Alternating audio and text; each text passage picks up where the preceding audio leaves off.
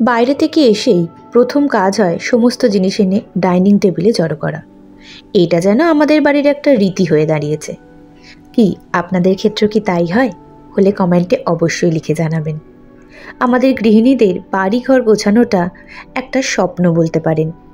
আমরা যে সবসময় সেটা লোকের থেকে অ্যাপ্রিসিয়েশন পাবো বলে করি, ঠিক তা নয়। এটা করে আমরা আমাদের নিজেদের মনটাকে অনেকটা ভালো রাখি। তাই সবার আগে ডাইনিং টেবিলটাকে পরিষ্কার করে নিচ্ছি, যাতে সেটাকে যখন আমি সুন্দর করে সাজিয়ে পরিষ্কার করব, সেটা ভেতর থেকেও অনেকটা পরিষ্কার লাগে। ডাইনিং টেবিলের জন্য আমি কিছু টিপস ফলো করি, মানে সেটা আপনাদের সাথে আমি অবশ্যই শেয়ার করব যদি আপনারা সেটা বলেন।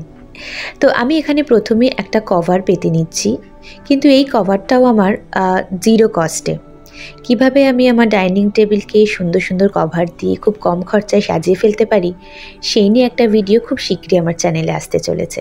তাই আপনারা যদি আমার চ্যানেলে নতুন হন, অবশ্যই আমার চ্যানেলটিকে সাবস্ক্রাইব করে আমার পাশে থাকার অনুরোধ রাখলাম। বাড়িতে ছোট বাচ্চা থাকার কারণে এই একটা প্লাস্টিকের কভার দেওয়াটাও কিন্তু ভীষণ জরুরি। নাহলে খাবার দাবারের রং টেবিল কভারটার ওপর রাখলে লেগে গেলে সেটা পরিষ্কার করা ভীষণ মুশকিল হয়ে যায়। তাই এরকম একটা ট্রান্সপারেন্ট শিট অবশ্যই ওপরে পেতে নিতে পারেন। তাহলে দেখুন, আপনি ভেতরে যত সুন্দর ডেকোরেশন করুন, সেটা বাইরে থেকে ফুটে উঠবে আর দেখতেও বেশ সুন্দর লাগবে। আমি এখানে টেবিল ম্যাট হিসেবে এই কালারটা চুজ করেছি। আমার মনে হলো গরমকালে এই লেবুর যে কালারটা, তার সাথে অ্যাকোয়া কালার দুটো মিশে এটা খুব সুন্দর একটা ভাইবস দেবে। আপনাদের কাছে যা থাকবে আপনারা সেগুলোই লাগিয়ে ফেলতে পারেন। দেখুন, বাড়িঘর গোছানো বা সাজানো সেটা সম্পূর্ণ নিজের মনের মতো হওয়া উচিত। তাই আমার কাছে যেটা ভালো লাগছে, হয়তো আপনার কাছে সেটা নাও ভালো লাগতে পারে। আর এই দেওয়ালটা দেখুন, আমি ফটো ফ্রেম দিয়ে সাজানোর ইচ্ছে রেখেছিলাম। সময়ের কালে কালেই ফটোগুলো ফ্রেম থেকে ঠিকভাবে লাগানো হয় না এবং দেওয়ালটাও বড্ড ম্যানম্যানে করছিল। তাই ভাবলাম একটু দেওয়ালটাতে রঙের ছোঁয়া দিই। আর রঙের ছোঁয়া দেওয়ার জন্যই এখানে প্রথমেই আমি একটা হাফ ডি ড্র করে নিলাম। কম্পাসের সাহায্যে হাফ ডি ড্র করে নিলাম এবং একটা লম্বা ডান্ডা নিয়ে সেটা দিয়ে একটা সাইড দিয়েও দাড়ি কেটে নিলাম।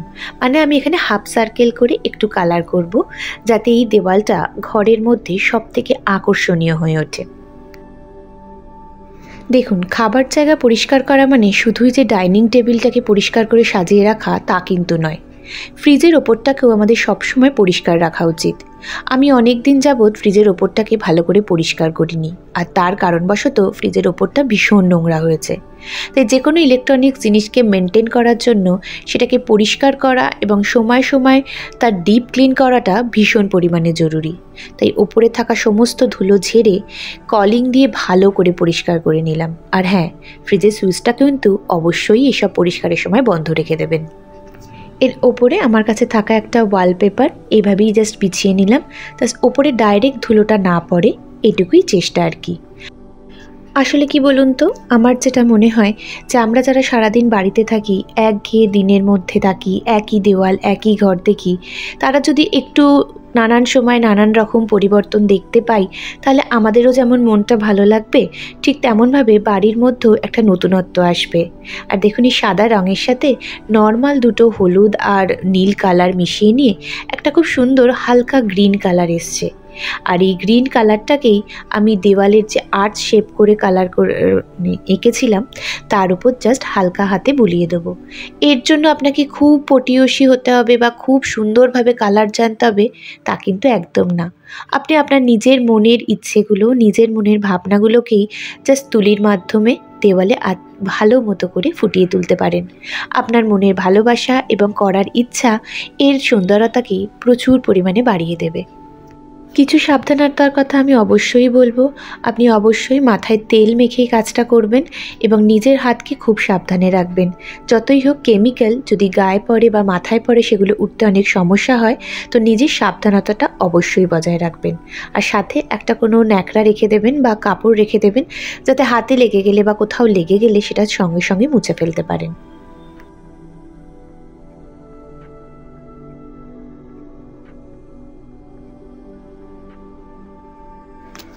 এবারে খানিকক্ষণ রাখার পর যখন দেখবেন দেওয়ালটা একদম শুকিয়ে গেছে, জাস্ট মাস্কিং টেপগুলো ওপর থেকে খুলে দেবেন।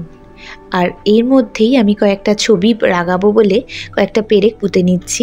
দেখুন সাধারণ সাদা দেওয়ালটা কি সুন্দরভাবে হাইলাইটেড হয়ে গেল এবং বাড়ির ছোট ছোট মুহূর্তগুলো, বাড়ির মানুষগুলো আপনার চোখের সামনে অনেক উজ্জ্বলভাবে দেখতে পাবেন।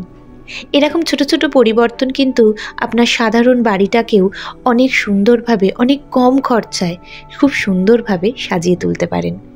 আপনারাও যদি চান এরকম ছোট ছোট পরিবর্তনের মাধ্যমে আপনার নিজের বাড়িটাকে খুব সুন্দর করে নতুনভাবে সাজিয়ে তুলতে পারেন।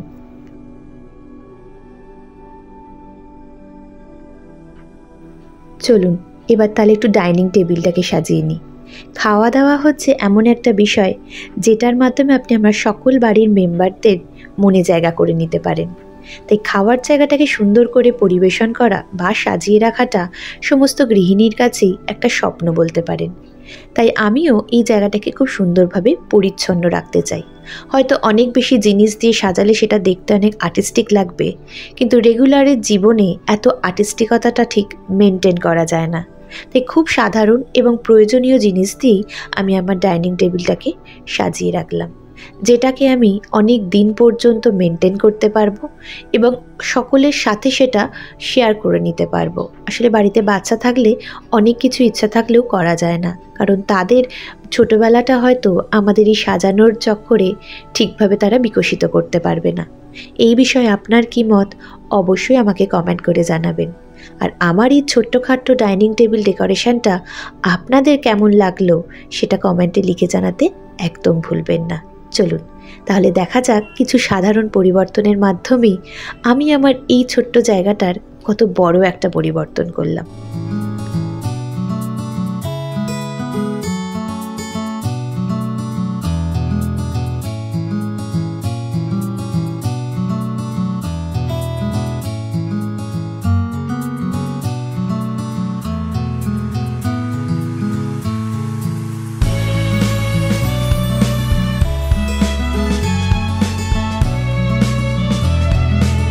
আমরা যারা গৃহিণী তারা হয়তো এইভাবেই নিজেদের ঘরকে নিত্যদিন নিত্য নতুন করে সাজিয়ে তুলি, আর তার জন্য হয়তো একটা টাকাও আমরা খরচ করি না।